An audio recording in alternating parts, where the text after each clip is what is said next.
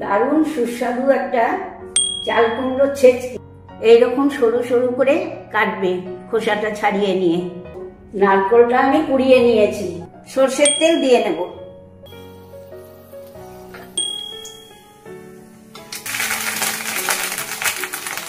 আমি চারবার একটু নেড়ে নেব, দিয়ে নেব পরিমাণ মতন নুন। এটাকে এবার আমি ঢাকা দিয়ে দেব।